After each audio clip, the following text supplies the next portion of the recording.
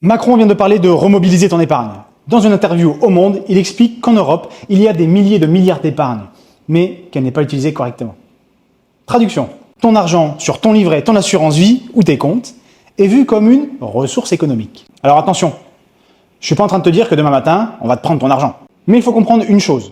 Dans un système avec des dettes énormes, des États en déficit et des besoins de financement massifs, l'épargne devient stratégique. Et ce n'est pas juste une réflexion théorique. Parce qu'aujourd'hui, il existe déjà des mécanismes. La loi Sapin 2, avec la possibilité de limiter temporairement les retraits d'assurance vie en cas de crise. Le cadre européen bancaire avec la directive BRRD. En cas de faillite d'une banque, au-delà de 100 000 €, certains dépôts peuvent être mobilisés pour recapitaliser la banque. Des projets européens d'union d'épargne pour orienter davantage l'épargne des particuliers vers des financements des entreprises ou des projets stratégiques. Donc oui, on ne te prend pas ton argent directement, mais le système peut l'encadrer, le bloquer temporairement ou orienter son utilisation.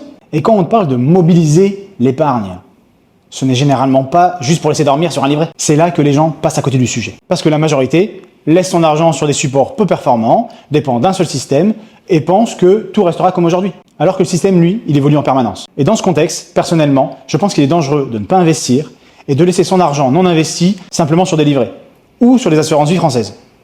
Dis-moi en commentaire ce que tu en penses de cette notion de mobilisation de l'épargne. Et n'hésite pas à t'abonner pour plus de contenu de ce genre.